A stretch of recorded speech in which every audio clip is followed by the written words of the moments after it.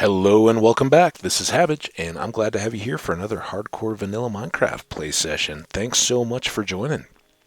Well, anyone who's coming directly from the last video after a break and a nice maybe walk outside or just a chance to kind of walk around and get your blood pumping a little bit break,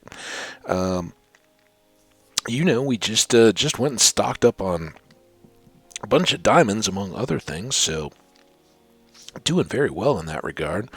And the next thing on our good adventure shopping list, no slides present, we're ready to proceed, is some magic potions to help us be that boosted and ready to go player. So, name of the game, getting started here, at least in this episode, is going to be brewing up some potions. So first thing we want to do in that regard is come on downstairs, get our whatever netherwort we have harvested, replanted, and on its way.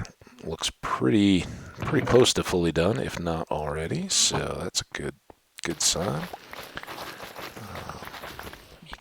It's a good safe place to kind of demonstrate how slow you move on the soul sand. So when you're in the nether, that can be a real danger, right? If you're trying to fight or get away from a mob and it's coming, it can be lights out. So now, as you can see, we've already got nearly just a stock of bonus, so we're in very good shape there. We'll quickly knock out another section here to become our brewing lab area. And then we'll work to get that set up. So brewing potions, we've seen them, we just haven't bothered to pick any up. We could easily grab the ones that are in the igloos. There's some brewing stands there. We've seen a few in villages. They're certainly available around the world, but they're relatively cheap and easy to make. The main ingredient that you don't necessarily have right out of the gate is a blaze rod. So we've got some extras of those, and we'll go ahead and make a few of those so we can kind of brew mass production style when we're working on it. It's definitely one of those things that if you have a few going, you can kind of be, each stage requires adding ingredients or whatever. So if you have a couple going, you can kind of just bounce between them and stay busy instead of just standing there, waiting for something to finish. So that will be our goal. We're going to want to have a little water source down here. Obviously, potions are wet. You drink them or splash them, so having some liquid is an important ingredient. Let's get these couple torches down. Now, this is all going to open out, right? We want all of this to be big room area. Maybe that's something we work on. Again, I don't want to get too sucked into big adventure today. As I mentioned in the last video, I have my appointment here later. It's just into the afternoon now, but later this afternoon for my second dose of the vaccine. So I'm excited about that, and I want to have plenty of time to get ready. So I don't want to get sucked into anything that's then gonna feel like I'm pulling away last second. So yeah, I don't know. We'll see. Okay, my other one is in here, I believe. We want 2 buckets of water. We want... Do we have the bleed? Oh, man. Everything is always an extra trip, right? Extra bucket of water. We can go down and set these up. Oh, let's get... we can use just stone. Let's get some steps.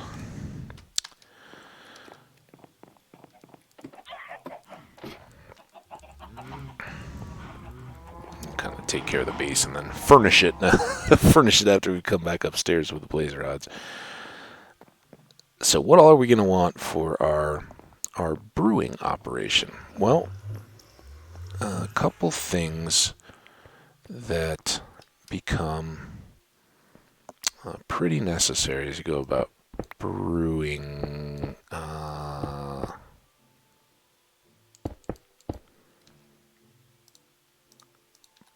up potions. So the first thing we want is a renewable water source. So we'll just do three waters across in a row. That keeps us set. And then here and here and here. Now, this we don't fall into, but that will remain a renewable water source with the steps. And it just kind of not in the way, right in the middle here. We're going to put, we may even plant them into the wall. I don't know, but we can just put 3 brewing stands along the way here, and then we'll have chests on either side to lots of room to walk in between, storage because potions do not stack. That's about their only real nerf to keep them from being just impossibly overpowered is that you can only carry, 1 in each spot of your inventory. So you can't just, endlessly live on them, and, full shulker boxes can be taken up getting, I don't know why I didn't fill my bucket while I was down there in the middle of the night.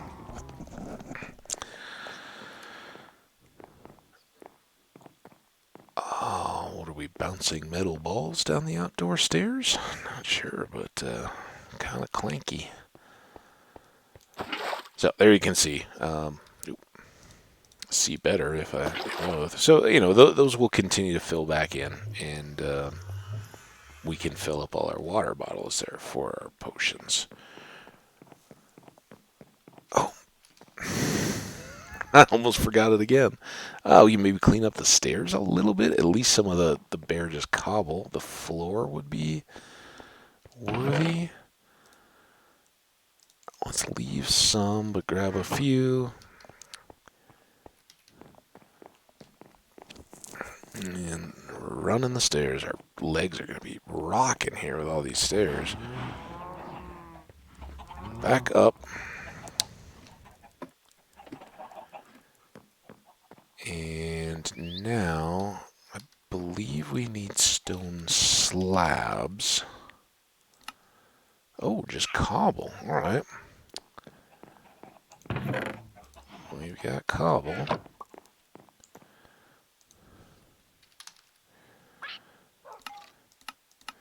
Take 3.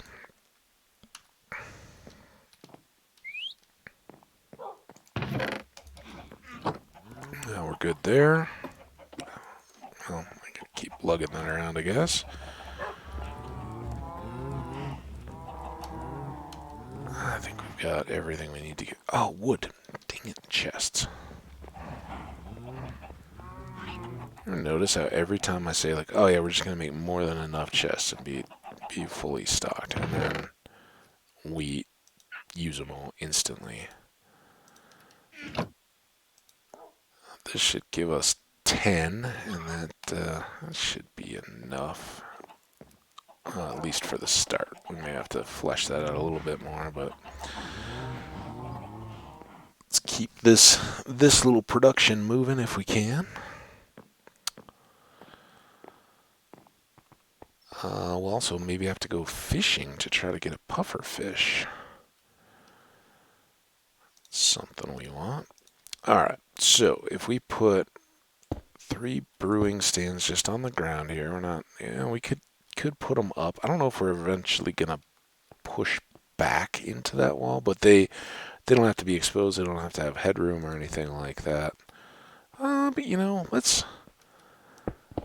Oh.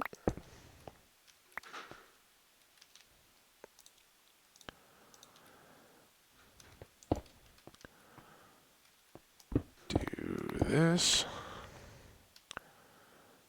Do this. I don't know. Maybe it just makes more of a walkway around there. Doesn't feel so cramped when we get the chests in here. And we'll do at least those, and for the moment, put the other one over here. Okay, so now in our brewing stands, you can see this is just like our lava. Maybe this is where where I got the, put it on the left side idea. So this is the fuel source, and we'll use blaze powder to power each of these.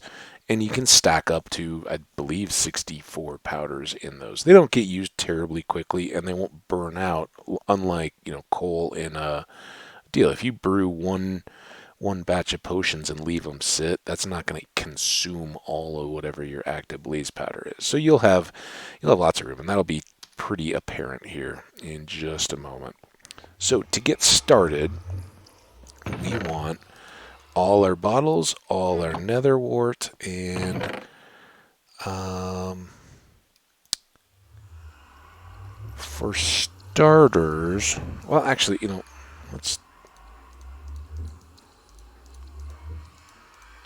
What on earth are they doing out there? Just leave the railings alone. Got the, like the little metal rungs in the railings on the stairs. Just something's getting doing, doing, doing, doing. So I apologize if you guys are hearing that. If you're just hearing me talk about it, I apologize even more. It's probably worse.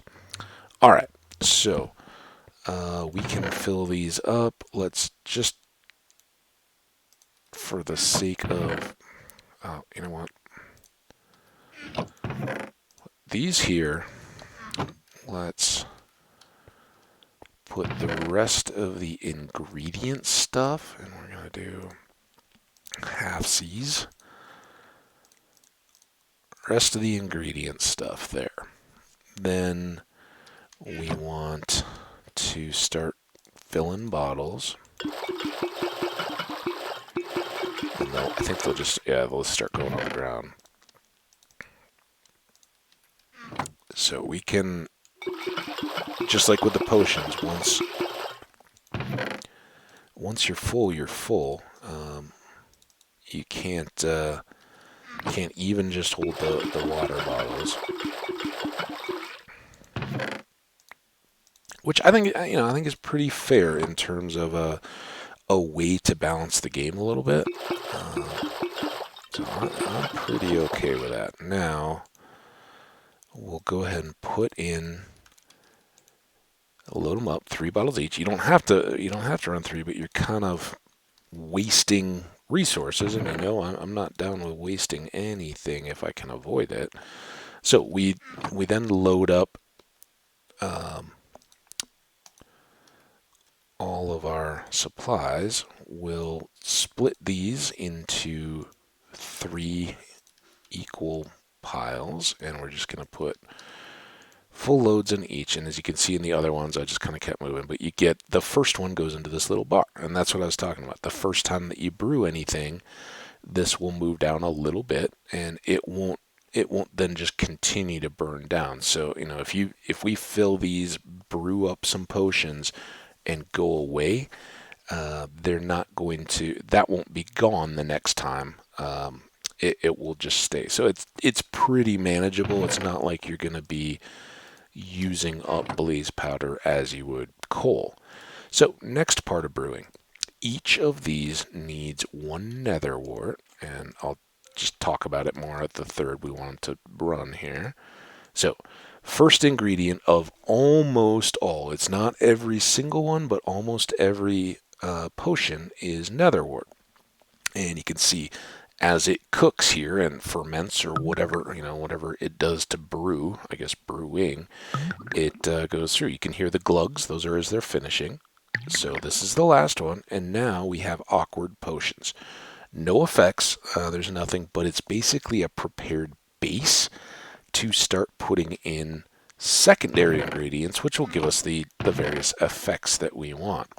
So what are some potions that we can go ahead and make? Well, one that I've already talked about really liking and using is the slow falling. So we'll just make a couple of these to start and kind of demonstrate what's going on. So a phantom membrane will make a slow falling potion. A blaze powder as an ingredient will actually make a strength potion. And for the third let's just go ahead and use the rabbit's foot we got here. Might as well. That's not one that I value quite as much, but still works. So blaze powder in there. Again, you'll see the little white status bar going down. Phantom membrane here, and rabbit's foot here. The rabbit's foot, I think, is leaping. So it's either leaping or I think sugar is speed. We'll get to that too. But yeah, these are good. So a base potion of strength will last for 3 minutes, and you can drink this. If we, this is where if you use a glowstone dust on a potion, it will make it stronger. It will heighten whatever the effect is. So with that, you could have a strength 2 potion, right? Your attacks would be that much more strong on whatever you attacked. If you use redstone dust, it will lengthen the potion. And for most things, as I've already said, this is no secret for me, I'd prefer to have the longer duration effect. Slow falling as well, and we didn't really look at it, but that's only 1.5 minutes. When we put that on, I think it'll go up to 4 minutes. And then the jump boost, again, this one I'm primarily just getting for the blue, have every potion effect active advancement, and so we'll just make that long too. No harm in doing it. So now we've got some strong, good potions here ready to go, and we'll just go ahead and grab these. They're nice to have and ready. So first box here, we're going to kind of make a all-purpose and where we can kind of build up our different varieties. On this last one, I'm going to put potions that I use a lot, but also that are specific for my dragon fight. And these are both potions that I want up there. There's a couple more that would be nice to have, but we'll see. The other nice thing about having 3 brewing stands is you don't have to count. You don't have to wonder if you've got the right amount. Just grab a row of water bottles and you're off. And then come back through here and start on your next batch of awkward potions. So basic cool principle. Again, we didn't get the advancement because we already had it. The only other real comment here is that gunpowder will convert those into splash potions. Now, I don't want to change out my dragon fight potions because I actually want to use those bottles for another purpose once I get up there. So, nothing too much there. I'm going to keep up this pattern and do one each of the couple that I need, and then another variety potion, let's say, along the way. Things that I don't use quite as commonly. So just double check. Don't end up wasting potions or ingredients by accidentally adding secondary ingredients to water bottles, because that'll have no effect. But some of these ingredients are tough to get, and you don't want to just find that you've wasted a bunch of them. Preparation for next time. Let's get another one of those, and we can do a magma cream. All right, so another strength of 3. We want to extend that. Another slow falling. We want to extend that. And this is our speed. And again, no problem having some extra speed. It's actually really nice. I just, you only need so much in the dragon fight, and that's not one I really care to use up a lot of my inventory on, just to be able to run around faster. It's kind of nice, but ultimately unnecessary. Now we could go grab our replacement bottles if we wanted to and be a little more efficient, but That's okay. So we got speed and jump boost here. That one's still just sitting. These are both more dragon fight potions, so we'll keep adding those to the mix. Another batch here. We're going to need some more redstone.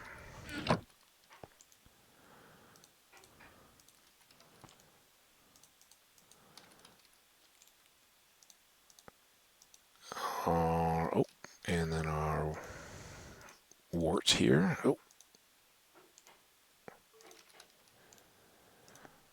I apologize if any of this noise is coming through. I honestly, I know somebody was like either moving in or out or something here in recent days. I don't know if that's apartment stuff, but that kind of sounds like it's coming from upstairs or behind me. So I don't know what we got going. All right, we're ready for another strength, another slow, and this time a fire res potion. Let's go run and get more redstone while we're at it. Thinking about it.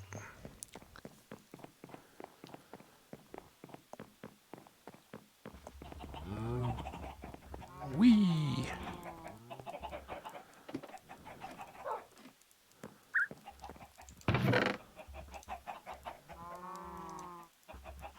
We'll just take two. We'll probably never use all that much, but we're going to have so much redstone now that who cares, right? It's better just not have to keep doing these stair runs. So, we've got speed, jump boost, strength and slow fall, and we're going to add fire res to that now. And that one certainly is more helpful, as you guys can imagine, in the nether. Oh man, I don't right click on them. Get full extension here.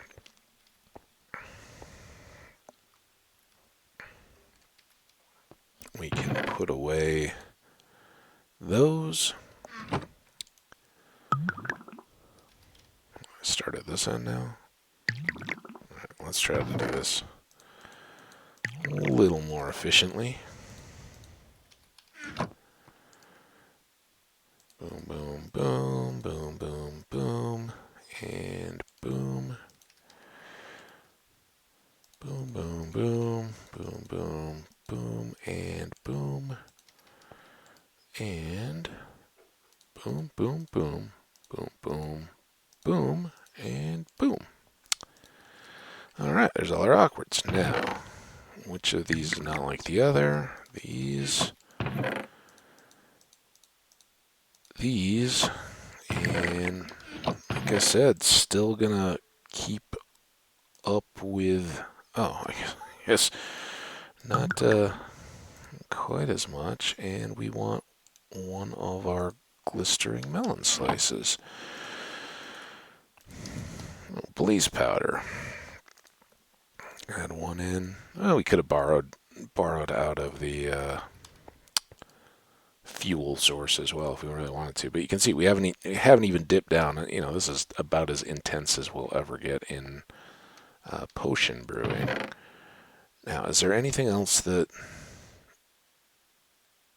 we can make as a base yet? We could make a night vision. That's another one that we could add right now. Well, I put away all the redstone.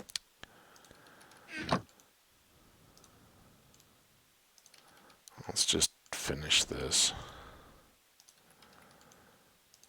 batch. Oh, instant health. So yeah, instead of and there are some that can't go either way. So obviously instant health not gonna work to extend it. So we'll strengthen on those and make that an instant health 2. Here our strength again. And our slow fall again. And I don't mind keeping piling up these. Obviously we don't need nearly this many for a single dragon fight, but the dragon can be respawned, and we can end up fighting him repeatedly. Now, just as an example, and because this is the one that I use it on, for instant health, you can then use the gunpowder to make these into splash. And there's two reasons for that. First one is being instant. It's when you need it, it's a lot better to just throw it on your. And the way that you do this is either by throwing it at your feet or on the wall next to you. But now they're kind of these grenades, the same as the weakness potion that we threw at the villagers and the igloos to help them recover. So for one thing,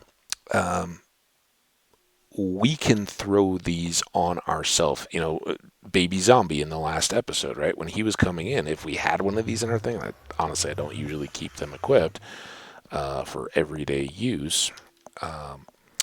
You drop one of those down. One, it will heal you up, so you'll get some hearts back from it.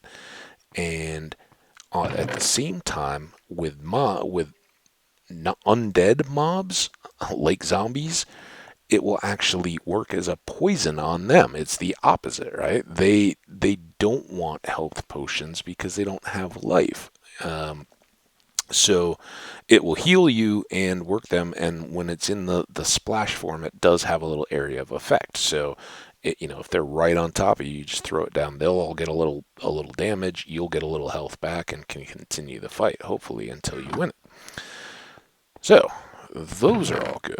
Let's do one more round, and we'll run during the awkward potion bit.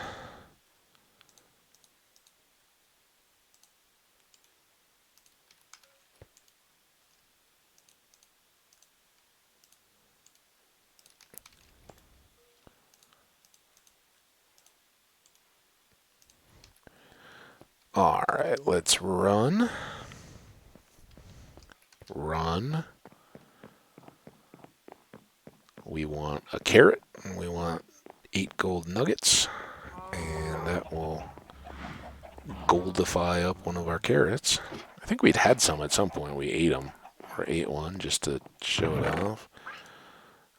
There's carrot, as if by intentional design. Look at that, eight nuggets, just right. So here we go. Golden carrot. That will be our third potion of this batch. And I think we'll probably bring the brewing section of this entertaining episode to a close. We may go out and do some fishing actually and see if we can get a puffer fish, because that would give one that we really enjoy too, the water breathing. And just like slow falling on that one, obviously the best use that you can get is to extend the duration, right? You don't need extra power, extra strong water breathing. You just need to be able to breathe. Okay, and then we'll brew up that one. So these will all be prolonged as opposed to strengthened. We'll put the gold back there. Boom. Boom. Boom. We won't need splash. Put that away. That middle chest, I'm really, that's usually where I start dumping nether wart into, so I can, keep. Just almost launched my laptop. Keep a pretty full inventory of the water bottles, and still be harvesting your nether wart garden as well. And night vision. Okay, so we've got those. So we've got 5 different varieties there, plus the 2 others.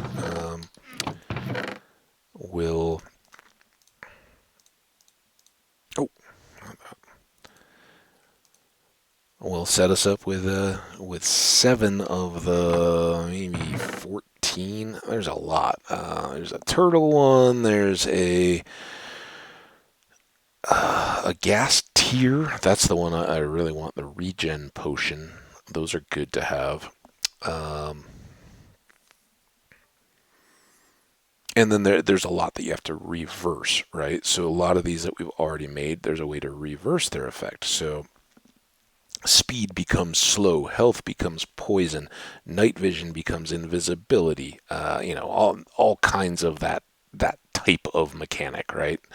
Um, so we'll eventually want to get all those, but for now, that kind of gives us a good inventory. Eventually, like I said, I think this chest will keep the two others that we use a lot, fire res and water breathe. We'll kind of put into there just to keep them easy to sort with all the other colors. You don't have to mouse over every single thing to find what you're looking for. But yeah, I hope that was kind of a fun and informative quick look at brewing. Anything else that let's go put one of these. Oh, well, actually both of them away. I don't need either. We'll drop off. And then I think we'll maybe. Well, I don't know. Night or day, maybe our coin flip here to see if we harvest or if we just come down and work on the room. It's night. I think we work on the room. Oh. You know what? I don't even need to deal with too much of this, but one water bottle there. One here. We can at least prepare to use these shovels up. That will definitely help our cause, and we'll look at that annoying single stair for a while here until we get done, so we remember to put it away in the building supplies chest when we come up at daytime. But yeah, that's a nice way to kind of decide for us that we'll now push our room into this whole space, and the hopeful benefit of that is to see if we can get slimes to spawn right around here. Those would be nice. So 3 more Wow. Hello. Didn't expect him. Maybe this will deal with. Why did I get stuck on that edge? 1, 2, 3, 4.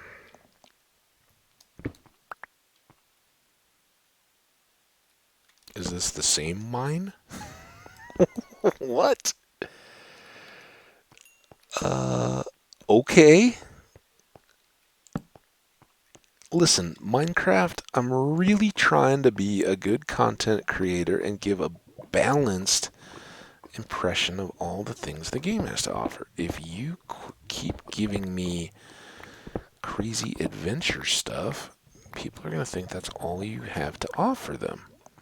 And that's cool and all, but said from the start, I'm trying to show that you don't just have to be like everybody else and play fast. So, but man, this will, depending, I've got to imagine this is all tied into the one that we've just kind of been working back through it towards here. But Cave Spider Springs, all our starting activities. I assume that out across that lava lake, we're all dealing with the same area here. But it'll be interesting having it all tied into our home here. Why are these? I guess I may as well just go to the torch. I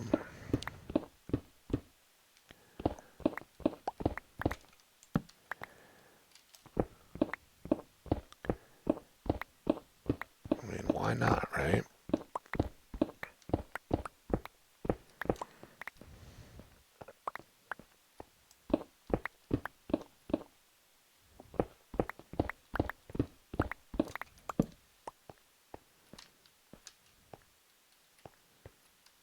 Kind of fascinated. I can't wait to see what's been going on here today. There's crazy hammering and dragging of stuff. I don't know what on earth we're on, but I hope whatever it is, it's cool, productive. Okay, 1, 2. This is our last section over.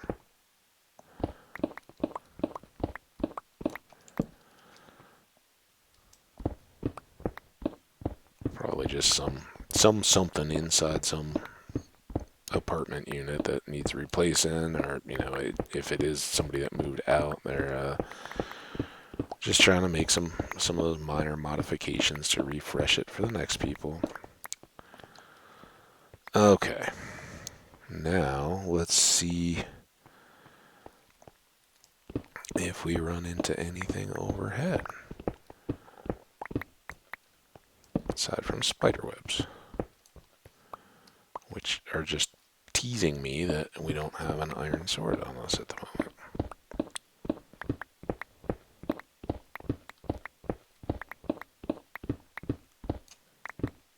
Well, I can honestly say this is the first time I've had an abandoned mine that's connected into my base area, that's for sure. I'm just going to finish out this little end down here, and then we'll push straight back through to our brewing area, and then just kind of keep picking away. We'll use what time we have here in this episode, but with these tools, hopefully we'll be pretty well,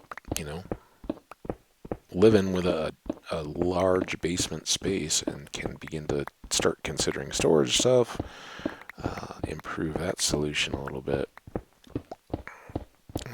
before I have to skedaddle here. So people still say skedaddle. Where did skedaddle come from?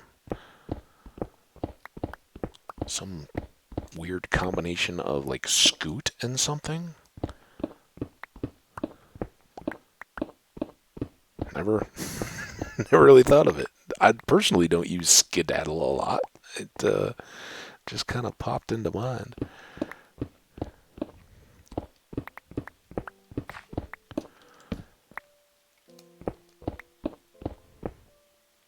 Would be nice if we didn't just continue to see mine right around us here. Ooh, that's nice though. Like I said, now we're just piling up diamonds. And we'll also switch out our floor. At the moment, I'm not thinking of doing anything really initially more than just switching any of the random stuff out to just the flat stone so that it's all uniform and nice, but I have very much done all kinds of different basement floors in the past, so certainly something I will look to do more of. Well, that's kind of it. We know we literally have our work cut out for us. It is now cut out into a chunk. We just need to keep trimming away at it.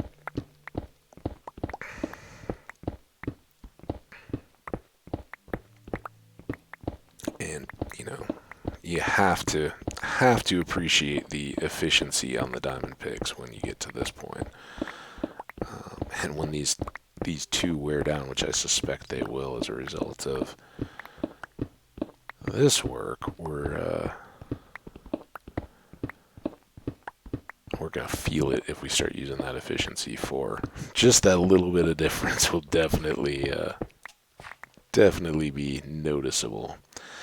So the next question is, do we do short little chunks along, or do we kind of try to make some long runs? I think at least close to these torches, we'll do the long parts first.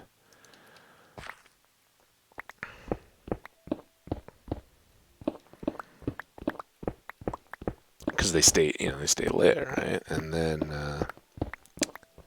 maybe cut the corner, shorten it these runs once we've done a few of them and get sick of it. But they're not impossibly long, right? And I don't think that we yet have lay out a full stack of diamond ore and just process it with a fortune pick kind of length yet, but in time. Before that's kind of a luxury. We've obviously shown we can do it at night in the stacks on top of the tower.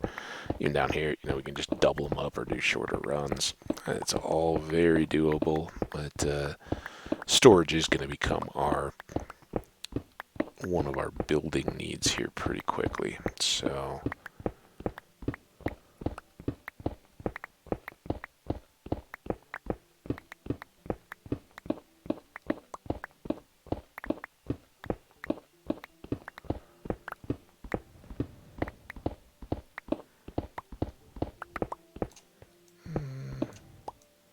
hopefully we don't open anything up there, because we can.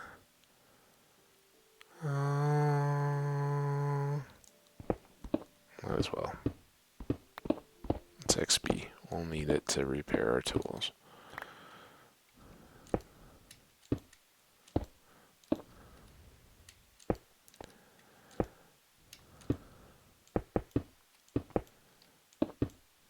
Again, marvels of the silk touch. You can just fill in any of those gaps, leave things looking more finished. They're not perfect, but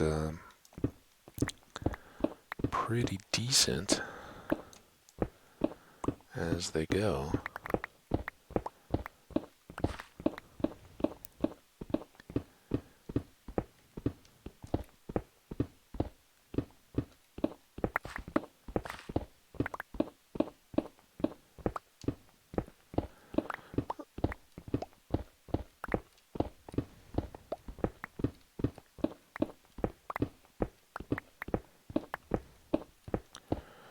Checking the time here. We should be just kind of getting around an hour or so, maybe just a bit shy of that. I know we verified no slides, so hopefully the recording is intact, no issues or incidents. Let's take a sip here.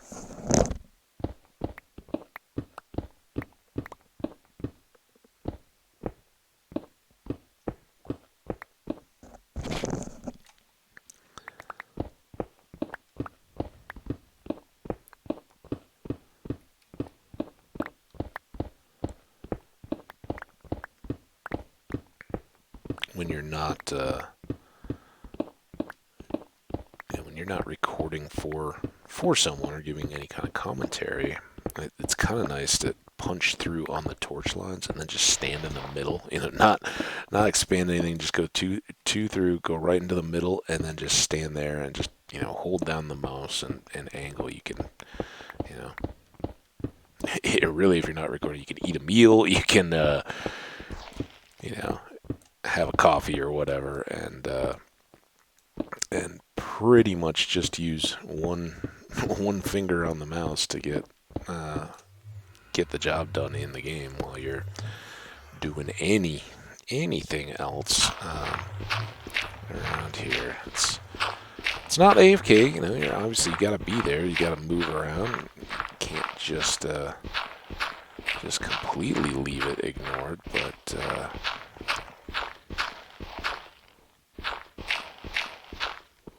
it's still a nice chill activity once you're not just constantly rolling these tools. It really takes a lot of the constant attention part of it out, I guess. Alright, let's top off this ceiling while we're here.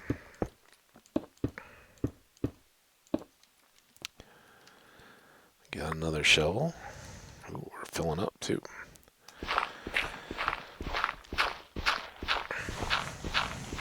It's in these runs of cleanup that the dirt and the gravel and stuff are actually kind of nice, because you get this big window. When we have efficiency on a diamond shovel, then they become really quick too, right? You're just like, all right, all done. Let's go at least break these others that we had down here, as long as we got the shovel in hand. Then we'll run up and let's granite. We're going to want to switch these for floor anyway.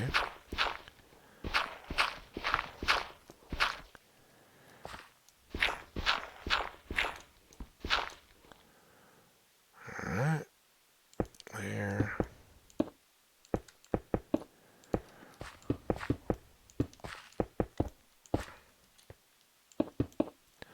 Okay, let's go dump our load up here.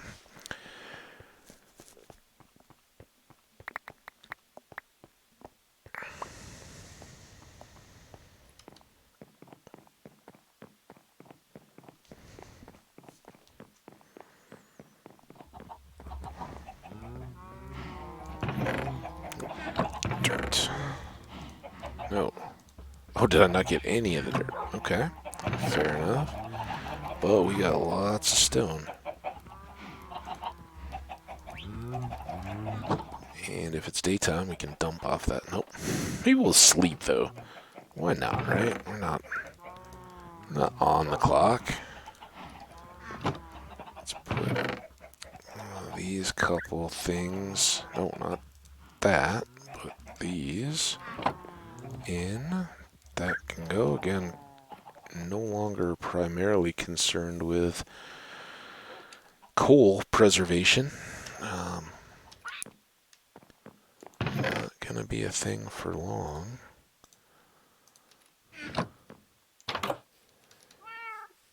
Any baddies around? Just ahead. Got him. Not done. Might as well take the experience.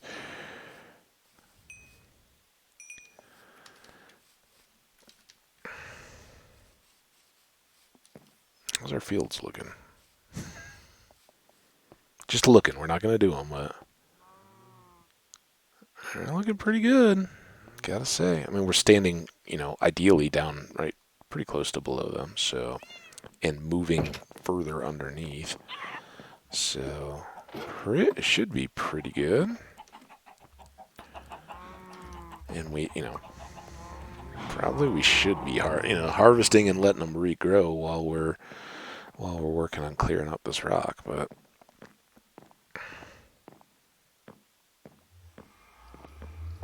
what do we need? 20 levels to get the efficiency on, and then repair everything else. I was thinking after I was saying, oh, it'll be painful to have to rely on the efficiency for pick. By the time we get there, between the whatever coal, diamonds, redstone, whatever else we cook, all that XP, and then turn in the farms, we should have enough that by the time we ever have to use it, we can just make the next one an efficiency 5 too. So we shouldn't have to deal with that as a 4. It's here if we need it, but we'll see. When our inventory is filled up, we'll see what the daylight is. Maybe we'll go up. Now that I'm talking it through and thinking about it, we probably should turn the fields, not just waste the opportunity for more XP, because those trades are so good. So many levels there.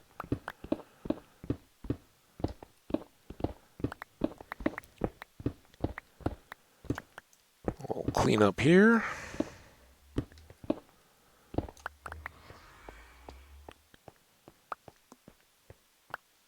Do we have stuff left down?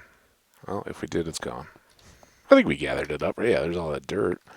I think we gathered up all that stuff. Let's get a crick in our necks looking up. It's like Michelangelo in the Sistine Chapel.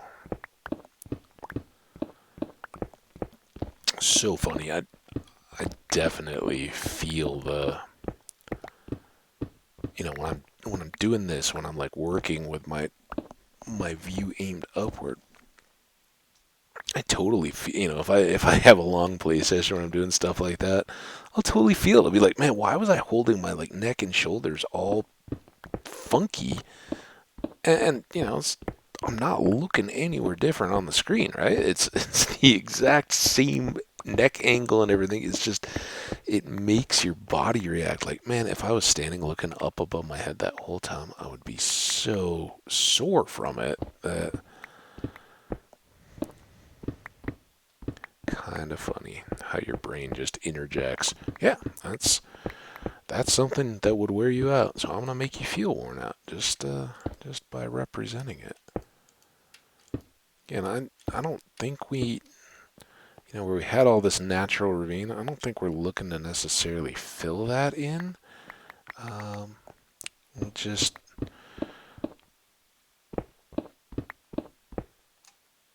kind of work with what we do have.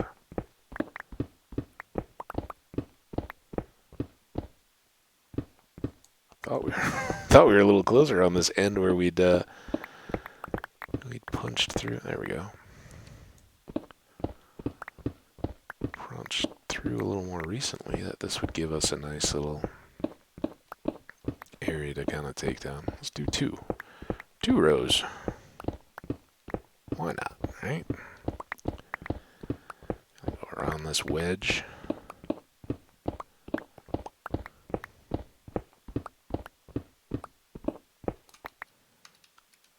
Inventory is still very good. Pick's still doing fine.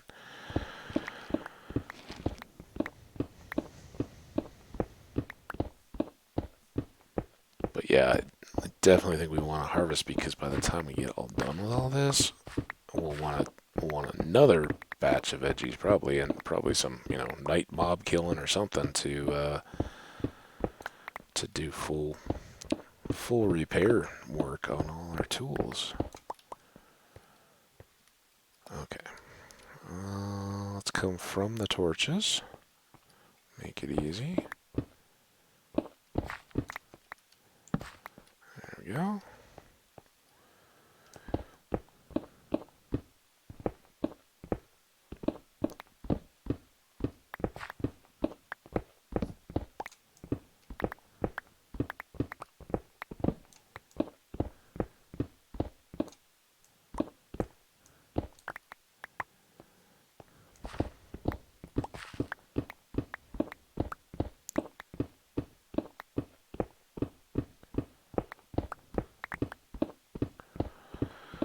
Time check. I think I'm set to go. So we may be getting to like about a true hour now, maybe. What are we gonna do? If I don't fill my inventory, we end up wasting all this. Will we have to take another section just to grow?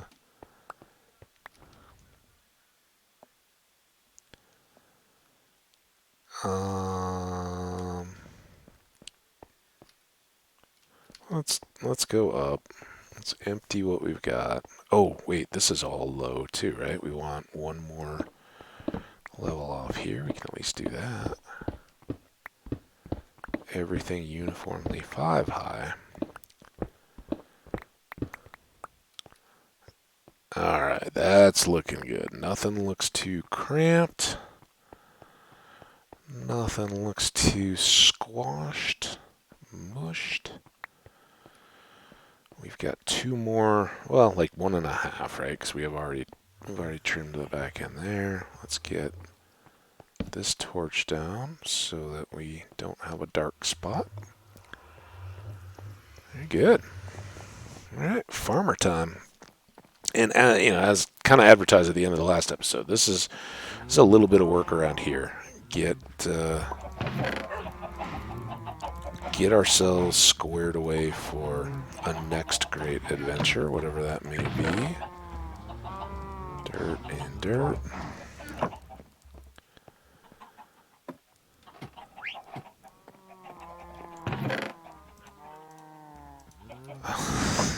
This is silly. So silly, but I've always kind of thought of the granite diorite and andesite blocks as the Neapolitan of Minecraft blocks. You guys remember Neapolitan ice cream? I don't know why Neapolitan ice cream was ever a deal. I think it's silly. It's like, if you want chocolate, vanilla, and strawberry ice cream, then get a scoop of each, right? If you're getting a cone, or if you got the stuff. I mean, yeah, I guess there's indecisive people out there and all that, but having like the three little kinds in the same carton is just silly, right? Because as a kid, you always had your favorite or whatever you wanted the most, and chocolate. Chocolate. I understand there's some strawberry people out there, but there's no little kid. Adults now often will jump in with oh man, what are you talking about? I love real vanilla. It's a great flavor. But as kids, you don't care about it. Vanilla is just ice cream, right? That's what only recently you start to see is like just a true like cream or buttercream ice cream. The vanilla, you're adding a flavor to it. And yeah, just because it's not as colorful as some of the others, it doesn't have a flavor all its own to be appreciated. But anyway, as kids particularly, you don't want the middle boring vanilla stuff. You want one of the sides. So unless your parents were serving it, you just get in there and dig out the kind that you wanted, and everybody else is left with the others. Like, just go get the flavor ice cream everybody wants, so the parents don't get worked over. So I've never really too much understood the multiple divided flavors in one carton of ice cream, but it's the whole Neapolitan deal. So okay, but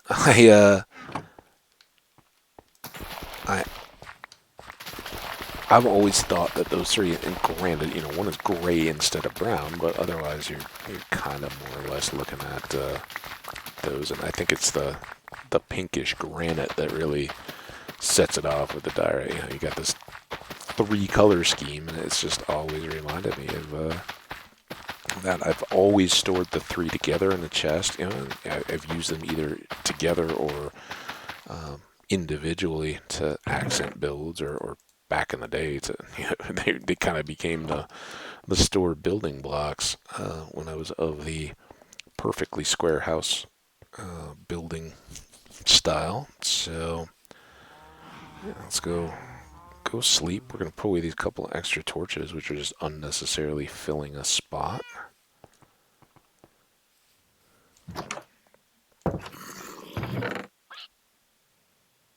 Guava? We didn't go up and say hello to you today, did we?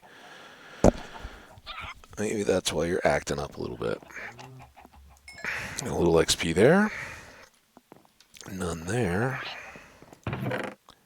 Just do a little bit of a little quick cleaning along the way.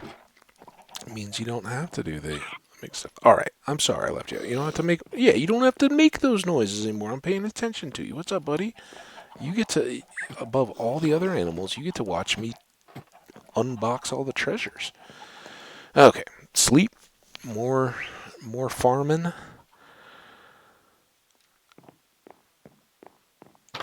And that's something to be said, that we don't necessarily have to go over and trade, right? We don't necessarily need these levels instantly. Come on, stupid Enderman. Leaving their messes everywhere. What did I just say about a little bit of cleaning, And then they're blocking off my fences. It's not all bad. But yeah, we can just load up our chests and then ferry over a bunch of goods and just do all our repairing. If we need to borrow some to improve that last pick, we can, but I think, we need 20. All right, man, that's a lot. I keep thinking 7. I'm like, well, we'll just take what we have, use the fortune pick, and we'll be good. It may not be quite that easy. We may need to do some trading.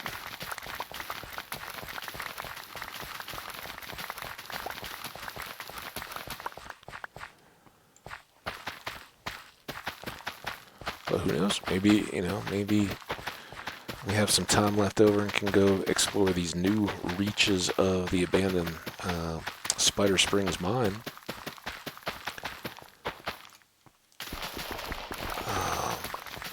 Maybe another spawner. I mean, skeleton spawner right there. Whatever this world is, it has been just jammed with all kinds of goodness. I mean, think of the number of Guardian underwater temples that we've already seen without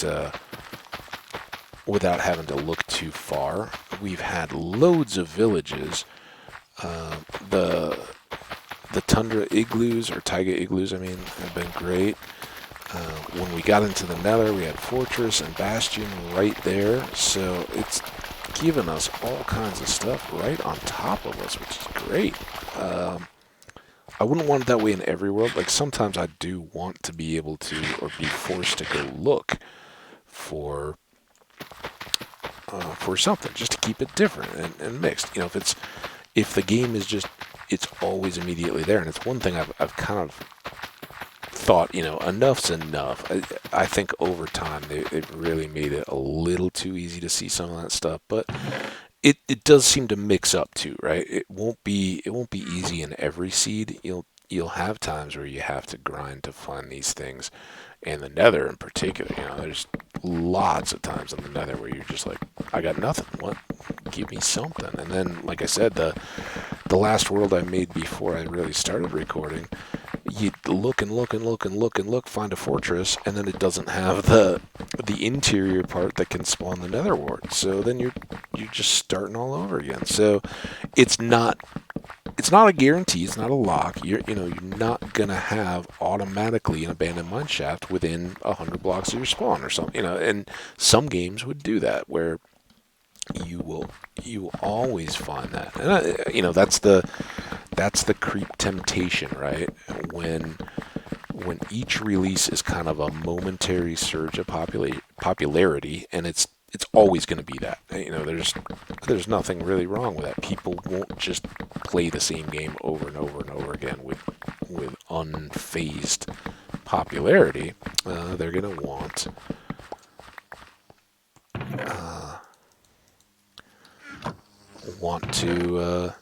to play that when there's hype around it, when it releases, particularly content creators, but population in general. All those games, the content that's viewed surges with a release. The content that's made surges with like pre-beta releases, and that's another pet peeve that I know I share with John Bams.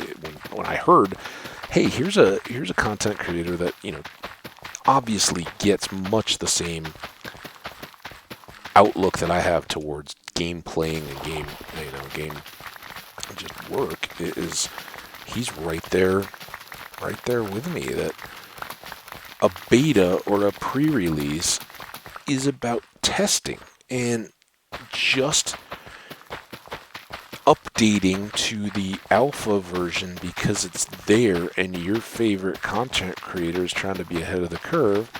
Then what you end up with is a bunch of content where people gripe about bugs all the time. And oh, this game sucks. It's awful because I died or it crashed. Well, yeah, you wanted to be first, and the developers were trying to tell you that this is not available. And unfortunately, the developers now know they have to rely on that open beta kind of mode to go. And even the people that still do closed betas, and more props to more companies that do keep their games in closed, unhyped betas until they get close. And you still have to be responsive to your user base for new bugs, things you didn't catch in testing, because people are going to use your game in ways you didn't expect. That's cool. That's the point of video games. But yeah, the ones that actually will first do their own QA, and then do a true alpha with just people that understand the code itself and how it's supposed to be working, and then do a closed beta where it's, and those often get confused into, oh, closed beta, that means just give it to the people with the most visibility and hype, so that there will be buzz going into the game beforehand. You got to do a little bit of that. I mean, it's kind of how advertising and buzz is generated. But when you give it to, and this is more Minecraft, I think, than, say, what's the one that I can never think of the name, and I keep referring to. It came out over the summer, the future-y kind of Grand Theft Auto / I don't know, Skyrim or whatever type game. Cyber or something? I don't know. That one, or any of those, kind of standalone games that are sold as one, and may have like, one or two expansions, but they're not like the Minecraft model where once you have it, you're getting all the updates. And that's kind of the drawback of Minecraft, is that they're not using open betas for generating buzz about something that will be available for sale or even needed. The people that already have Minecraft already know. Like, you don't have to. It doesn't require that to keep making the game viable. They need the buzz to keep generating the revenue, I guess. But in the case of Java, they're not getting that, and that's where what are the profit the revenue channels from a game that's been sold, and when the rights to Minecraft were sold off to Microsoft, and a stipulation was that people that had already purchased it didn't ever then get a subscription fee to play the content that they had. Well, how do you keep that revenue? How do you keep it profitable? And by and large, that's go to the Bedrock Edition. They turn a lot of their hype, and a lot of young kids are using it on phones and all that kind of stuff. Yeah, that's how they'll force that, and I believe that does have, or at least has explored a lot more of the microtransactions and those kind of revenue streams. So I don't know, and this is a little bit of the old man Hambbage ranting at the changing world. For so many young players, microtransactions and stuff have just always been a part of their gaming experience that they don't consider it. But that's good and bad, right? Because I think, yes, younger kids are more used to living on phones, more used to just absorbing those types of costs. But another thing is, those are our parents, and the parents may not be aware of how little tangible they're getting when those things show up. They usually, I suspect, lead to awkward conversations between parents and kids, where they have to be like, do you understand that all the stuff that you just bought racked up like $500 bill on my credit card, and I thought you were getting a game. I didn't know you were just just doing that to buy some outfits, right? And for me, I'm still playing in the same Steve skin that has been with the game forever. For one thing, I didn't really trust downloading of skins. I think there's some that are just free with the game, and I could switch them up. But why? If you're not gonna make or pull a custom one, why bother? It's a little bit my take. But the other thing is, if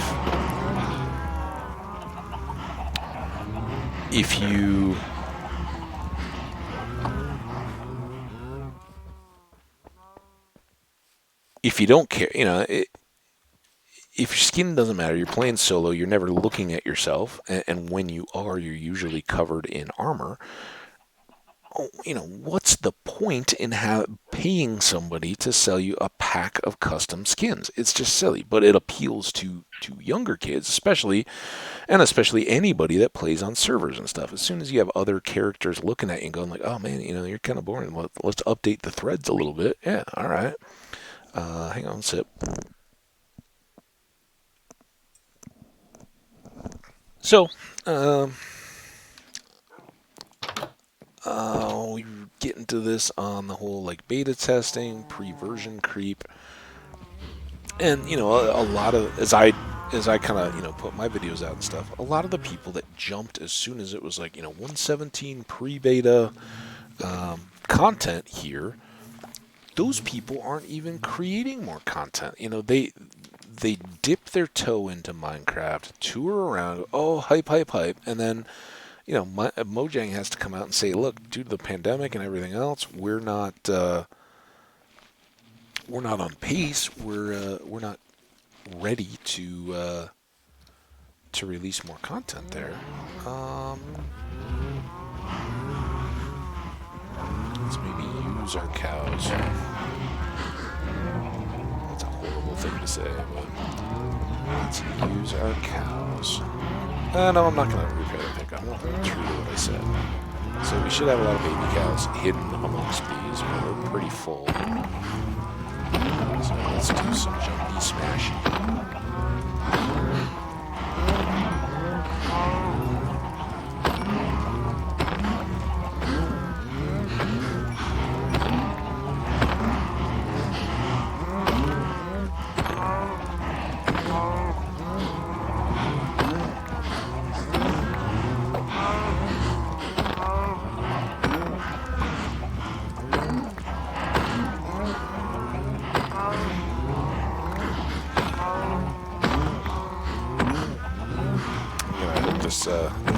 For one thing, the aim, of course, you've got your view centered on the crosshair there.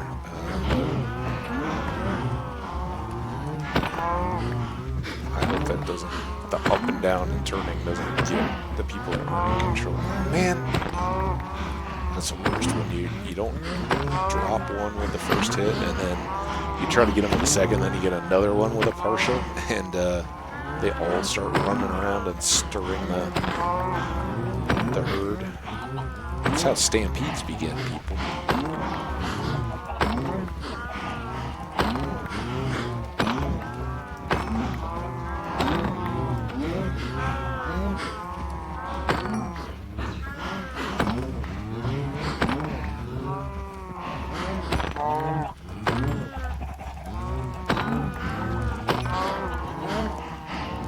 Okay, so thinking back to the Halloween candy thing, and again, I'm an adult. I try to be very aware of what I eat. So I don't eat a lot of candy anymore, particularly since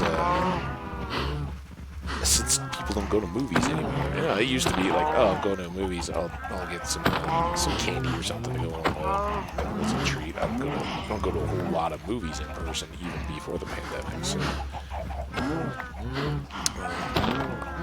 But, when I did that, it's the man, stop it.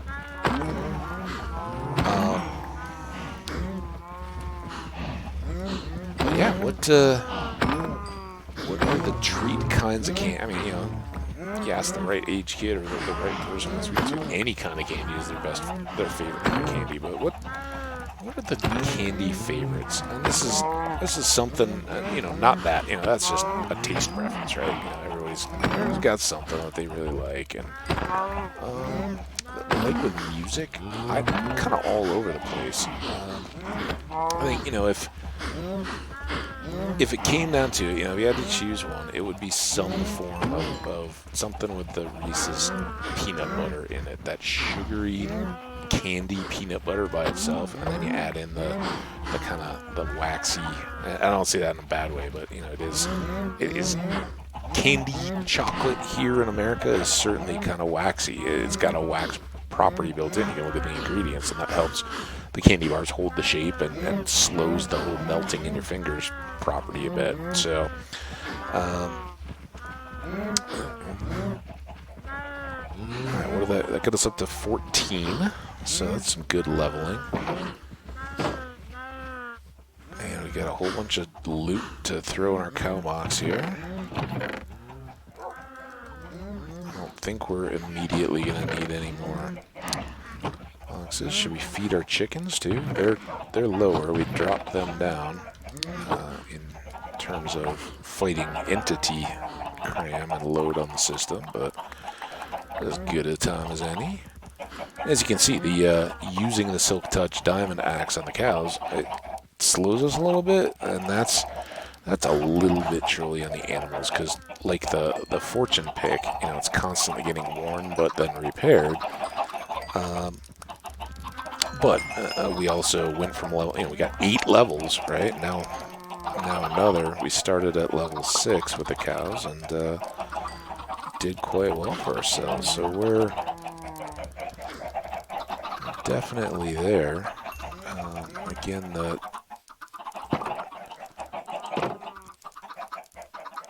primary aim here is something open. What are you doing, cow?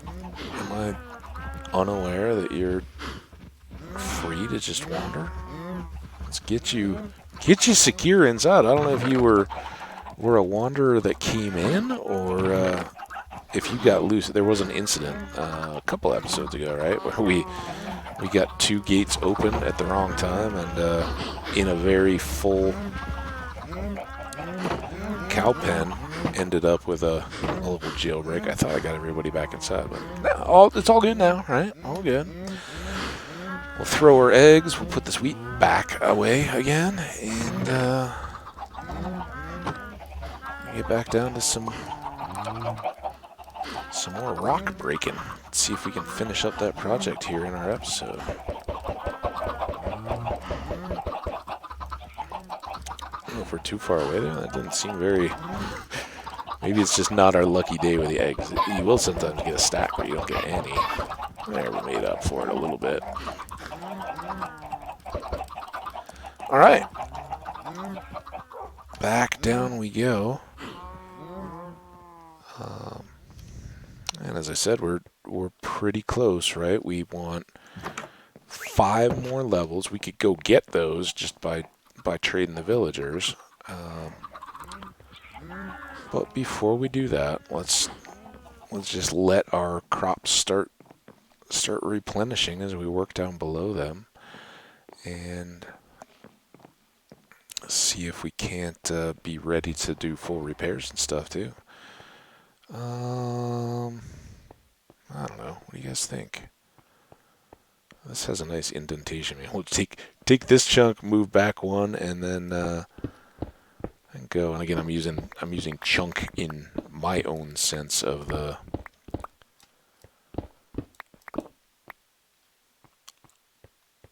phrase, right? These 5x5 blocks.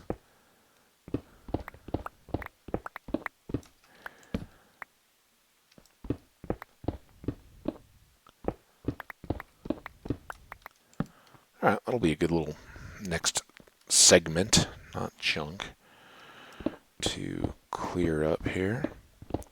Man, without all those cows and chickens, it sure does get quiet down here, doesn't it? We'll get some more XP out of that coal, though. All helps us out at this point.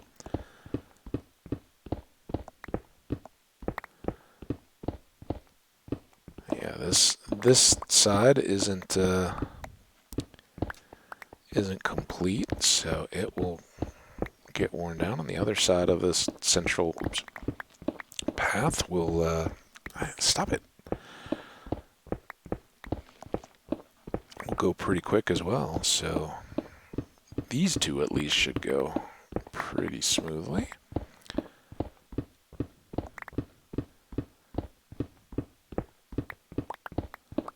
So I was gonna say, so the candy thing, think about what your favorite candy is.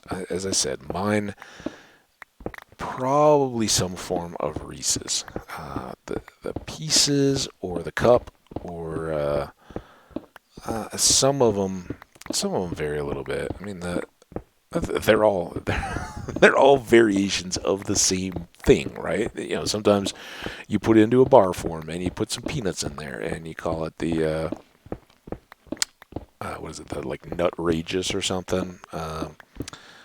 So but they're all basically the some form of the peanut butter and the chocolate. And at Easter you make them egg shaped, and at Christmas you make them Christmas tree shaped.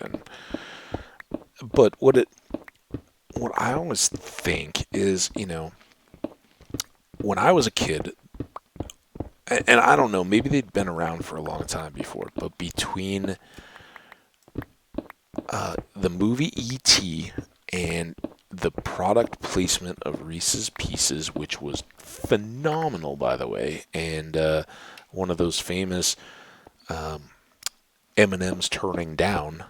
Not that M&M's is hurt by any means, right? They were already good and already out there, but the Reese's brand was, as far as I know, pretty unknown in that era. It wasn't a candy that was just around and widely available. Um, Whereas M&Ms already were very well established at that point. So, but it makes me think, that either right around or on the heels of that, Reese's had this, just brilliant ad campaign, kind of it was probably like maybe started in the late 70s. I have no idea. I haven't really thought of this or thought of talking about it at all in a long time. But they used to have this ad campaign that was, you got your chocolate in my peanut butter. You got your chocolate on my, or you got your peanut butter on my chocolate. It'd be these people that would collide, right? Or somehow accidentally, inadvertently combine chocolate and peanut butter. And then, they would both discover that they had this awesome combination of flavors or foods. And, from there, it was either, a couple that would start, being romantically attached, or like, I think there was one of like, barbarian, like a Viking and a crusader or something fighting on a battlefield, and, they would stop fighting when they discovered how good it was. Those kind of, it was a series of ads, like think the Progressive or Geico commercials or anything like that, like this recurring theme that would go, and they'd make these scenarios where somebody with a jar or age appropriate, whatever the little theme of the commercial was, a little crock of peanut butter or whatever. But yeah, there would be these inadvertent mixings of it, and they would ensue. But I've wondered what's the innovation in candy? Like, I don't think there's been anything new in my adult lifetime that's, not just like rebranding or reshaping of the same stuff that's out there. Like at some point somebody figured out nougat, right? And added that into candy. I think, like obviously sweet sugar has has been around for a long time, and, various nuts and things, candy evolved as this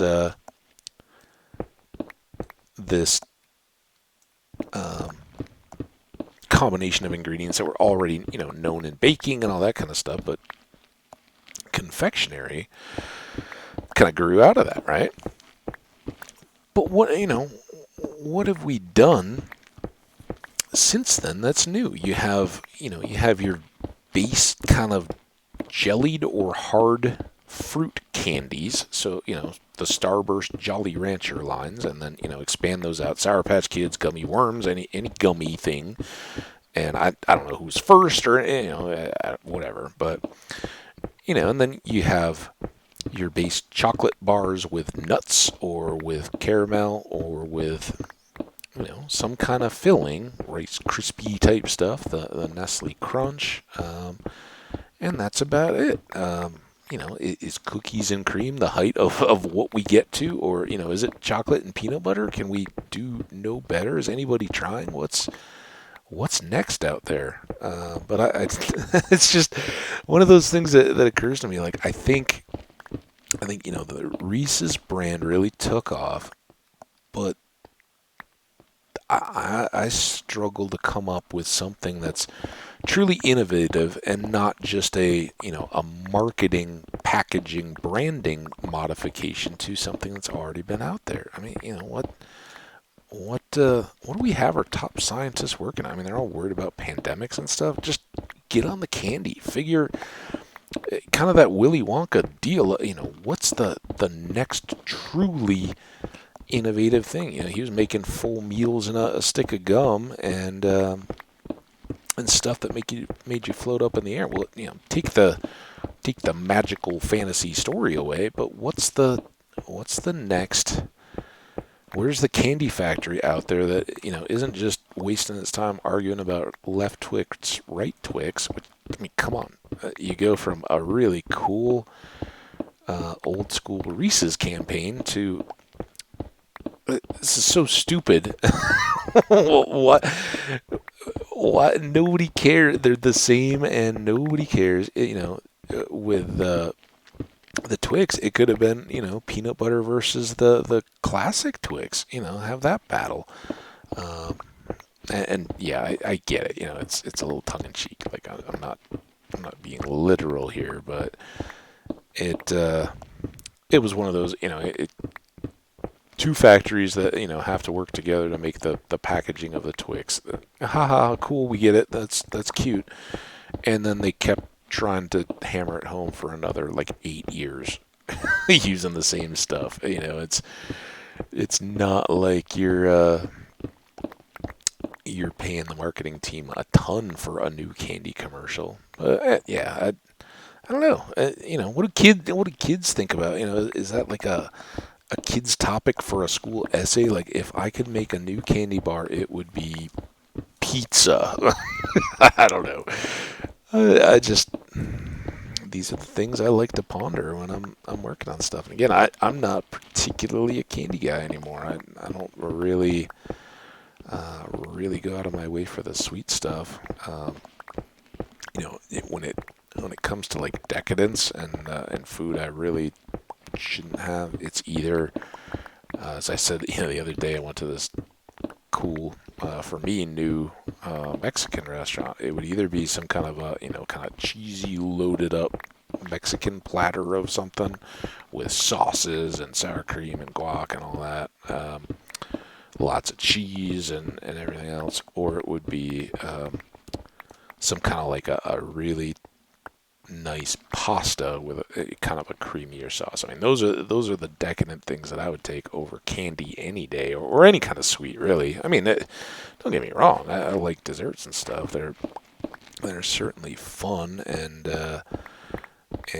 go around. But when you get to a point where you have to make decisions about, am I going to have this, or suffer the consequences of both, I know where my loyalties are going to lie. But I have often wondered, just idly, as I talk with other people, like, why, technology has gone crazy. We are doing amazing things with drones and computers and everything else and nobody's come up with anything new in candy.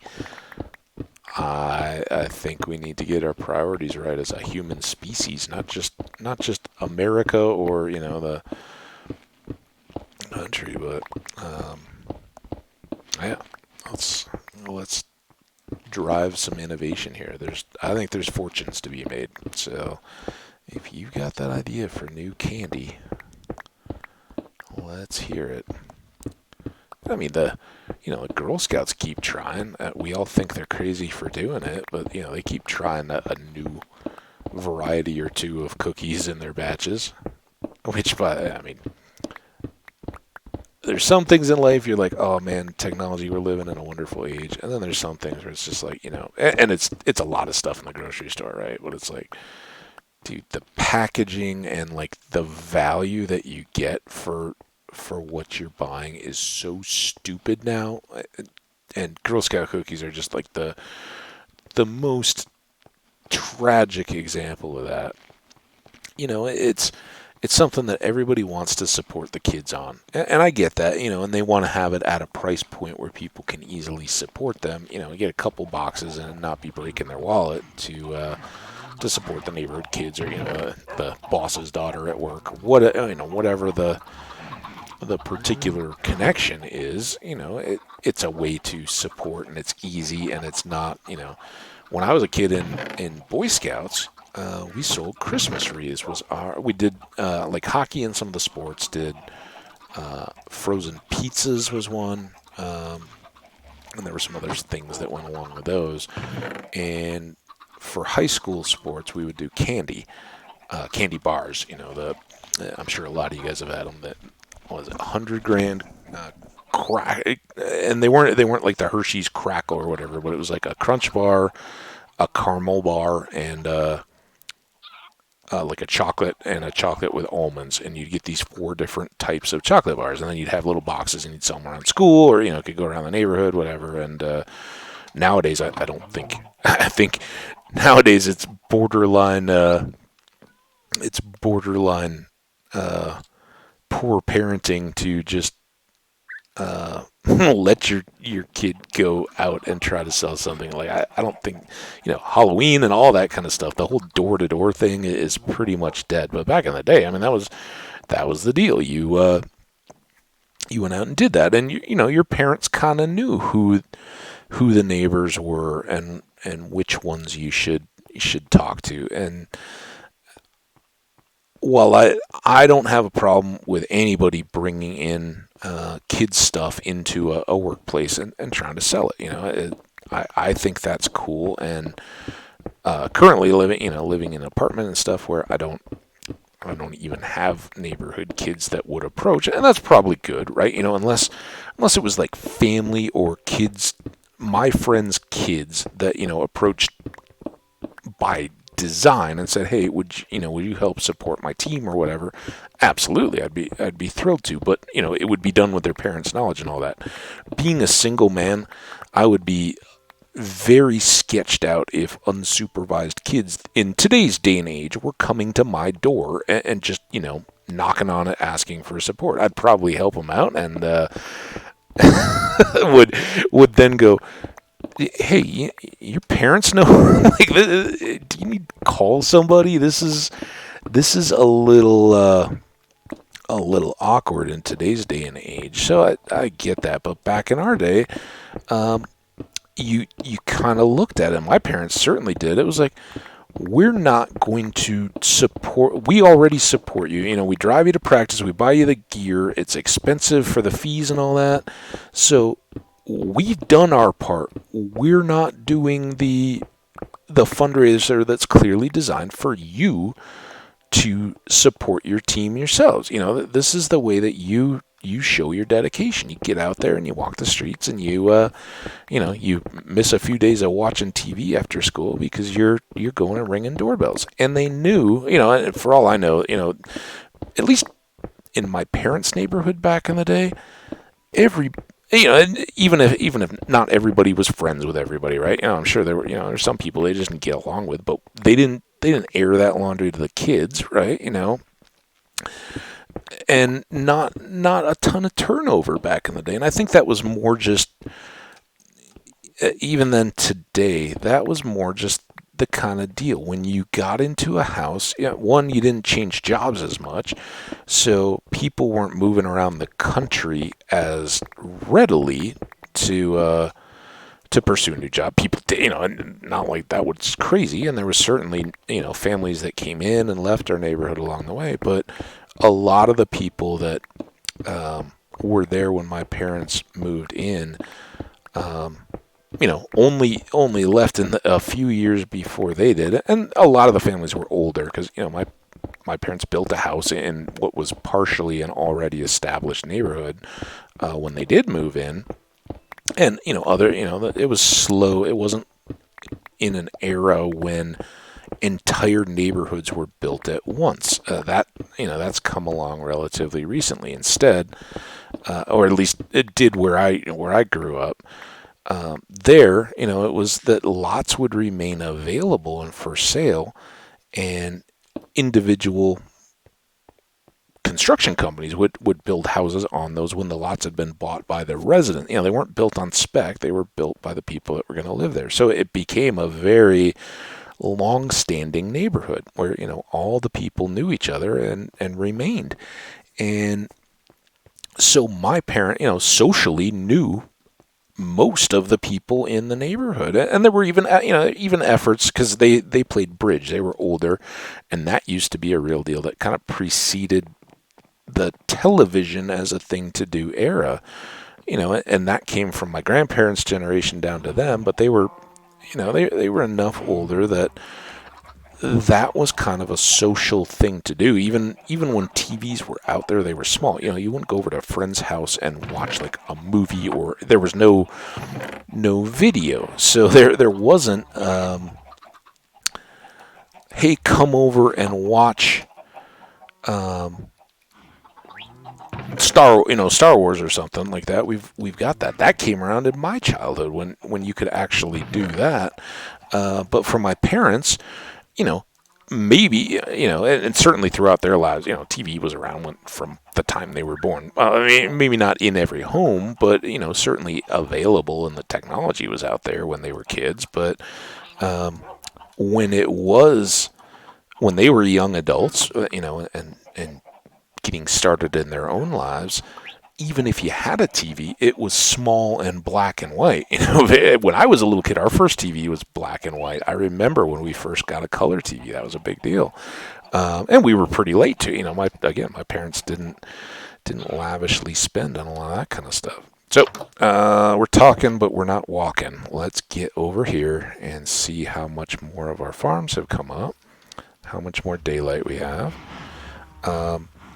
So yeah, that wasn't a priority for them, and in part because they'd grown up at a time when you didn't rely on that.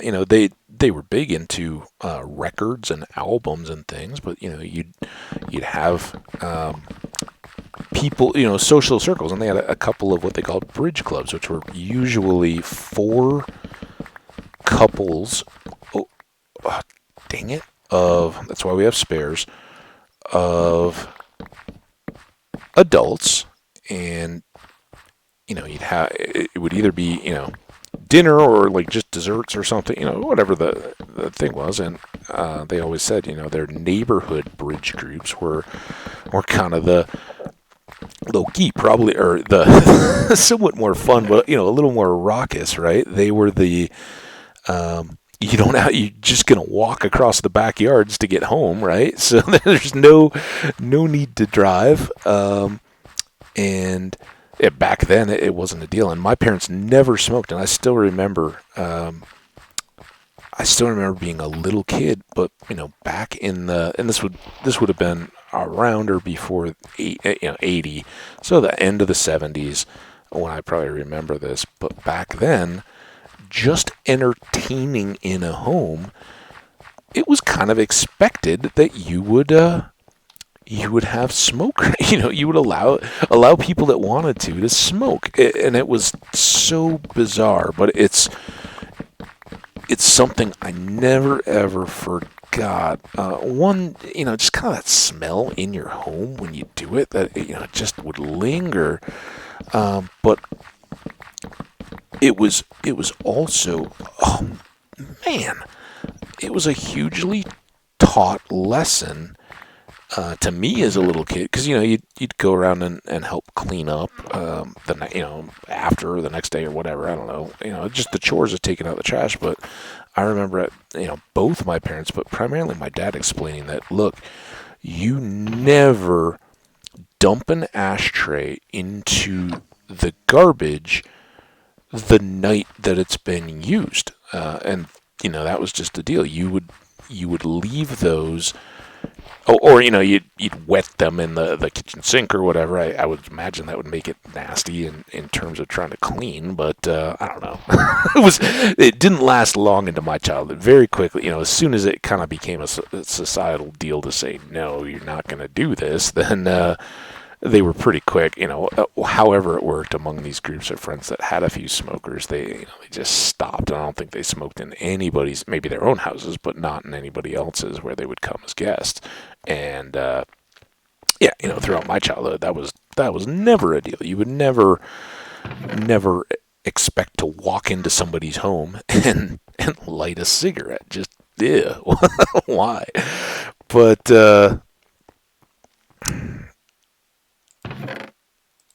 let's grab. I'm gonna run close on time here again, but let's load up our highest value items.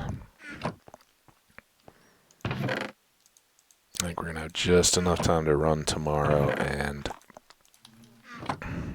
I should have done this the opposite way.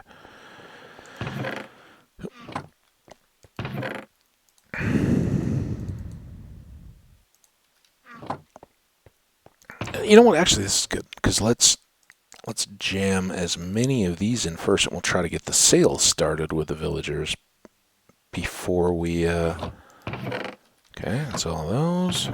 Nope. I'm still just looking at the wrong section. Can we get them all? Not quite, but we still have a couple of spots, I think. That's going to be perfect.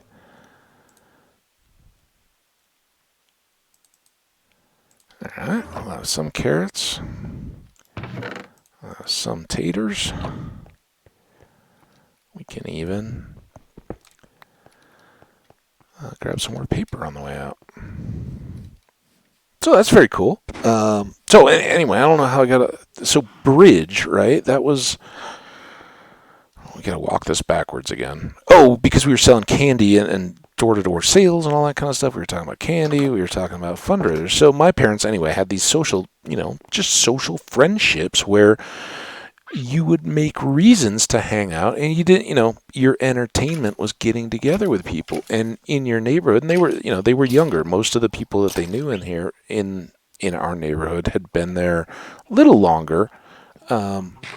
And by the time we had newer neighbors, houses went up as I was kind of, in that 10 to 14 age, probably across the street from us. So that was later area to be developed. But, and it, kind of the kids' ages in the neighborhood went like that. Our side of the street were all pretty close, and then across the street were a little bit younger. And the ones up behind us, there was kind of a cul-de-sac that curved around behind our house. And all those people were older kids because their parents had moved in, 10 years or whatever earlier. And so, we learned the neighborhood games and all that kind of stuff from them. And we passed them on to the younger kids around. But those older people, kind of just accepted in and got to know my parents when they moved into the area. And very cool, kind of vibe. But when we would go out fundraising and selling stuff in the neighborhood, we already knew pretty much every family's last name of all the houses around it. You just grew up knowing that, and even if their kids had been in high school when you were in grade school and had, long since moved off when you got to that kind of age, you still knew the families and you knew the parents, because even when you were a little kid, when you were learning to ride bikes around up in the relatively safe cul-de-sac where there wasn't a lot of traffic, those older kids would be the ones out playing football games and letting you tag along or teasing you or whatever, as you went. So it all just worked as a... it's kind of that it takes a village, right? That when you have close communities, everybody can kind of look out for each other. So they felt comfortable sending us out to sell stuff. They knew there wasn't anybody in the neighborhood that they didn't already know enough to know, hey, that person may be a risk to to our kids if they were to walk up to the door. I don't think that exists in today's society as much. I mean, maybe in small towns, things like that, but certainly not in the areas where I live. I would think it would be weird if parents sent their kids out to do those kind of things, and don't know of parents who would send their kids out in that kind of a scenario anymore. But yeah, back in the day, we used to just knock on the door. Hey, what's going on? Can I sell you some candy bars, or would you like a Christmas wreath? That kind of stuff. So yeah, it's fond memories. But yeah, even the fundraising has changed over the years, and that's what I was kind of saying was too bad. Back in the day, we when I was I didn't do a whole lot of the Cub Scouts when I was a kid, but I did go all the way through Boy Scouts. I did all that as a kid, and again, lots of cool stuff that life lessons and appreciation for the outdoors and nature and stuff that you guys hopefully pick up on and has never left me over the years. So we need to find our potato homies. So yeah, and all the kind of bad press that the Boy Scouts get over the years, I never experienced any of that kind of stuff. It was all very cool. In fact, I had a female scoutmaster for much of my later Boy Scouts experience, and she was wonderful. By that point, they were very cool because one of the assistant scoutmasters was actually one of my very good friend's moms, and he had a younger brother who was involved as well. And as they were kind of taking over and doing a lot with the younger kids, we were old enough, and because he was the son of one of these these women that were involved, we could get away with. Yeah, we're not doing that. That's not exactly what we and what Boy Scouts goes up to 16 or 17 or something. I don't remember. But by the time you're going, we want to go on long hikes. If we can take a trip to climb a mountain or long canoe trips and that kind of stuff. That's what we were looking for. And they were bringing a lot of structure that had vanished back into the organization for younger kids, and that's something that has always, I think, plagued the Boy Scout organizations, is that as kids grow up, right, the parents that run it are subject to turning over and only being interested in their own kids, and again, kind of like kids selling stuff door to door. I think that's when it's right to be a little more concerned, is if there's people who don't have kids involved and are just doing it. Oh yeah, I'm gonna help. Be a leader here for the benefit of the kid. That's kind of weird. And as much as scouting meant to me as a kid, and as much as I support the organization, I would feel very uncomfortable stepping in and being like, hey, I'm interested in volunteering here. I think that would just be a creepy vibe for any parent, and rightly so, right? Not because I think anything, I would be concerned about me, but I would be concerned as if any parent wasn't. That, hey, here's a single guy that's just like, oh yeah, I really like scouting program, so I want to support the kids. Nah, you leave that to the parents. Let them use their resources that they figured it out. And again, if one of my friends had children that were into outdoor camping and scouts and that kind of stuff, and certainly I've gone camping with my friends, and my kids have come along and have passed along some of that kind of knowledge. But if they were to get into scouting or something and be really into it and say, hey, would you be interested in coming along and supporting? Yeah, if I had that connection and the adults knew who I was and why I was there, absolutely. But that's how you prevent, a lot of the situations that the Scouts have kind of been dragged through the mud for, and somewhat rightly so, is as much as you may want leaders to help support your organization, you don't just turn it over to people because they say, oh yeah, I'm really passionate. What's the reason why you're passionate, right? So enough about that. It's something that kind of makes my heart ache a little bit. I hate that that so much of that has been cast in a bad light. But I'm glad the program continues to let boys and now girls, frankly, which I don't have a whole lot of issue with. I'm certainly understanding, and having seen tagged along to a number of Brownie and Girl Scout meetings when I was a little boy for my older sister, and there was no daycare or whatever, and my mom was a leader in those things. I certainly, it was like a token Brownie for the girls back in the probably early 80s, because I was just the little brother that was there for the snack, right? And trying to not get yelled at by my mom for getting into trouble. But it was so I'm glad that those opportunities are there, because certainly they were different experiences, and I know there are women that I know in my life today that are every bit as outdoorsy as I am, and frankly could kick my butt for endurance on a hike or anything else.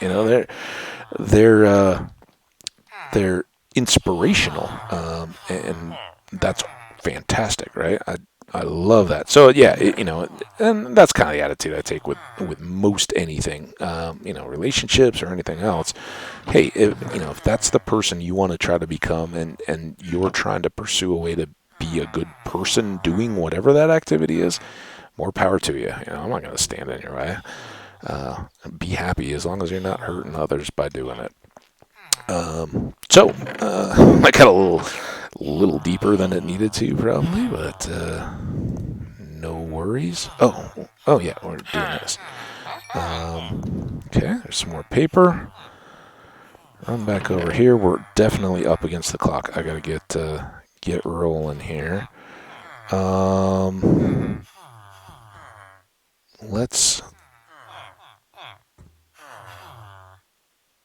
We still have one. I think we still have the efficiency book, but let's see if we can't. Obviously, we've got 26 levels, so we're doing pretty well. And I probably should have gone and put on the one efficiency, and then we could have repaired or started building up experience again. But oh man, you can. Oh, not on a bed. Go, go, go. Don't forget the cocoa beans, though.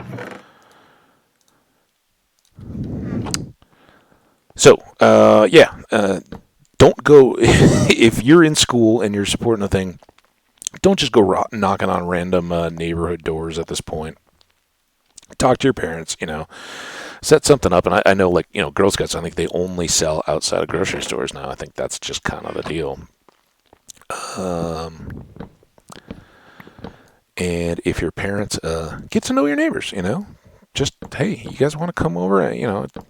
Nowadays it doesn't have to be anything special, just, hey, why don't you come over and we'll grill or whatever. But I think the neighborhood night out things and all that, don't feel like it's standoffish, but if there's a big snowstorm or something, if you live in parts of the country, just when everybody's out shoveling, go over and say hi and talk. Just be the friendly face, so that if your neighbors have issues, or a fence fell down or a dog got out or anything like that, they're not afraid to come and talk to you. You're very approachable, and likewise, you know enough about them to reach out in return. So. Okay, so let's get 2 more of these. We're just going to do a full stock and hope that we have, what is it, one down here. Why not? Let's see what he's got. What you got? Aw, bummer. Yeah, aw. We need a silk touch and a mending. The mending's over here. I guess I could move around beds at some point if we ever are at a loss for things to do and line these guys up. Here? Here. No. Oh, I lost him. No. No. No. Where did my silk touch guy go?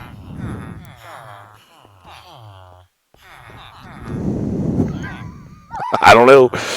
I know it's here somewhere. We bought it many times. Ooh, some XP though.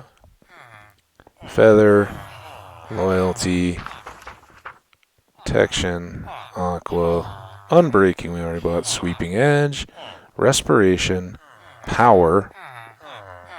What in the?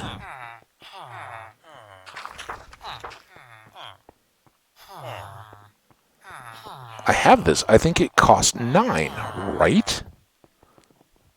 Is it in that far back corner?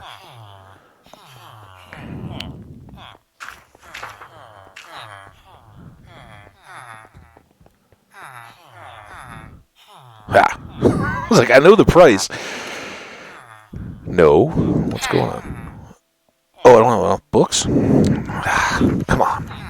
Hurry, hurry, hurry. Now this is getting late. I got to get cleaned up and Yeah, just the normal level of cleaned up to go out in public, but like, do you really need to get cleaned up for a shot? And I think the answer is when you're going in into a big group setting, it's in kind of a concert venue type building. That yes, go ahead and put on a little bit nicer shirt, whatever. Um, Make yourself presentable. For nothing else than that the people that are staffing all those have been doing this for a couple months now, and they've seen a lot of people. And don't go right after your workout or something when you stink, or dragging yourself off the couch and rolling over. Just make yourself presentable, and don't make it any more of a chore for those people that are helping out and stepping up when they're needed. That's just the least we can do for people that have made this possible for everybody to get vaccinated. I hope I hope people start getting up. It's weird. Here I am just about to get my second vaccination, and I had to do the whole try to get an appointment game and all that, and within a week after that, which was the first week that the kind of any adult that needs it can get it point had been reached. Now they're trying to give them away. They can't get people to take them, and it's like, man, that's sad and crazy all at the same time. Like, why did we have to try so hard for that? Okay, 3 all ready to go. So any of our next XP, including the fortune, which we'll have to do in the next episode, we'll try to roll onto this pick to repair it. Then we'll have 3 ready to go, and we've got everything we need for our next pick ready. And I've said I do want to get the 4. Then we'll do probably the hoe next with the fortune, so that our carrots and potatoes can keep us running along. That was because we wanted to push his level. Now, what was this? More mending. I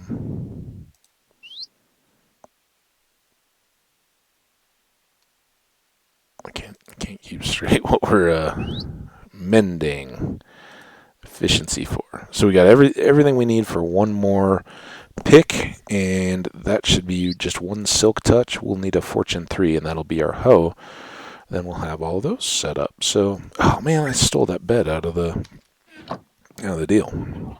I think we'll remember that for our next episode. What are we at on time? I mean, I'm looking at the clock. I know what my real time is. Pretty close. Let's make a quick dash back to drop off that bed. Just because I don't want to have to start the next episode with that hanging over my head. Bedhead. I'm a poet. Yeah. So, we've talked about the dangers of door-to-door selling for kids. We've talked about the joys of Halloween and candy and what the next innovation may be, as opposed to, how sometimes Christmas can be a little bit tougher. And that's, Christmas is, there's a reason why there's so many songs about it, right? It's the most wonderful time of the year. But, it can also be a little more indicative of differences in material wealth for families. So, it's a long way off in May, but try to be thoughtful of that. Okay, the bed needs to go away. And let's get one more fortune book while we're here. Oh, that's stupid. We don't need to do that. We're wasting time now. Because then we'd need efficiency and all that. We're so far away from getting any of that applied. We'll get back home. We'll wrap this up. I'll go get my closer to immunity, I guess, boost.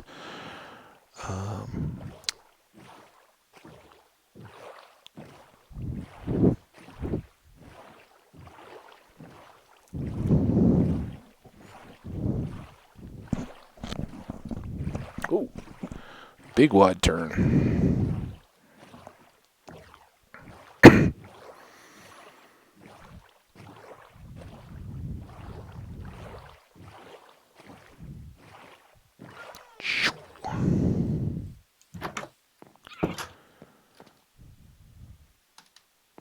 All right, here we are. I think we're good.